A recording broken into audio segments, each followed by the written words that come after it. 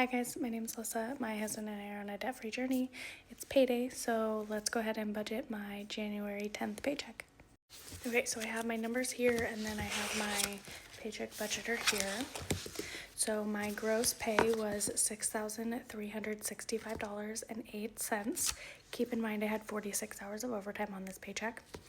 For taxes, they took out $1,498.53. For insurance and my 401k, they took out $678.87, which left me with a total take-home pay of $4,187.68. I did have about $950 left over in my checking account from my VA paycheck and my child support check, so that gave me a total of about $5,100 to budget with. Now my VA check pays most of the utilities, however my power bill doesn't post until the 11th, so I will find out what my power bill is on the 11th. So aside from that, we paid our February car payment, which is $867. We paid a couple of credit cards completely off. I make 2 payments a month, and that equaled total $2,422.55. Some of that was our cow, because we bought a half of a cow. I put $50 in my daughter's college fund. I put $140 into my Roth IRA. I put $50 into my brokerage account, and I put $50 into my Robinhood account. And I also put $202 in my high yield savings account from my savings challenges. So after everything is paid, that was a total of $3,781 total. If you subtract that from the $5,100, that leaves me about $1,200 left over to sit in my checking account until we get paid again on the 25th. Okay, so let's take a look at our budget tracker. So I estimated my paycheck to be about $3,000. It was $4,187.68. So again, my husband won't get paid until Friday, so we'll know what his amount was then. All of these were already paid. Again, I budgeted $200 for power and gas. I don't know what the bill is yet because it won't post until the 11th. These were all paid already. We paid February's payment, which was $867, and then this will come out of my husband's account on the 10th. So our total bills, we estimated it to be about $3,700. It was $3,796.29. So once this posts and we figure out what the actual amount is for this, then we'll fill this in and we will fill out our actual spent. Okay, so here is the second page. So I have $500 allotted for my emergency fund and $633 in extra savings for my husband's extra truck payment.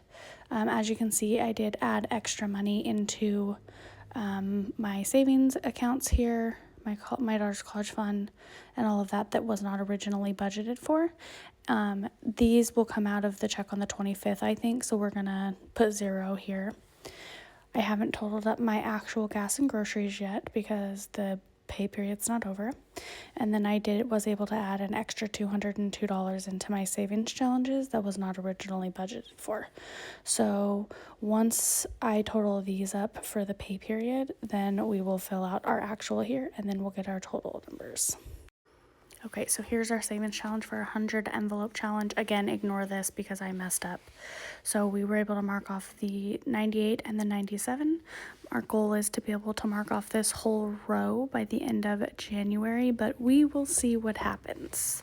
And then the other one is the 52-week challenge. We're able to mark off the 3 and the 4. Hopefully we can mark off like maybe to the 10 by the end of the month. We'll see. That will put us at $55 total saved from this one, and the other one will be a lot because I'm working backwards to forwards. So far in the month of January from savings challenges, I've saved $414, and that's all gone into my high yield savings account. My goal is to be able to save $10,000 into my high yield savings account by the end of the year, which I think we'll be able to do that significantly faster. But that would be the goal, because if I save $10,000, that gives me 3 months of expenses in my high yield savings account in case something were to happen. Again, I just want to preface, my paychecks normally are not that big.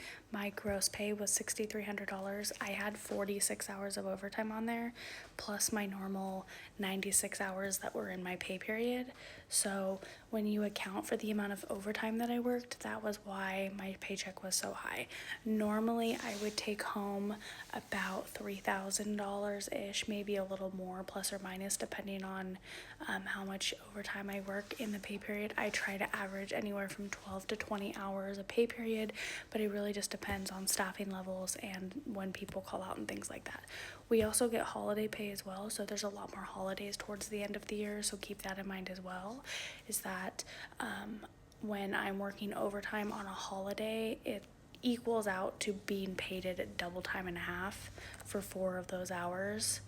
So it's easier to accumulate a lot of money at the end of the year because of the way our pay structure is. So my annual salary right now is about $87,000 a year. My husband's is about $130,000 a year base. That's with no overtime at all for either of us. Obviously, it's significantly higher than that because of the overtime. So again, just keep that in mind. My paychecks are not normally this high. We are considered high earners, but it fluctuates based on overtime and things like that. I just want to say I hope everybody has a fantastic Thursday evening. Enjoy time with your friends and family. And also, if you're just starting out in your budgeting or your debt-free journey, just remember every little bit counts.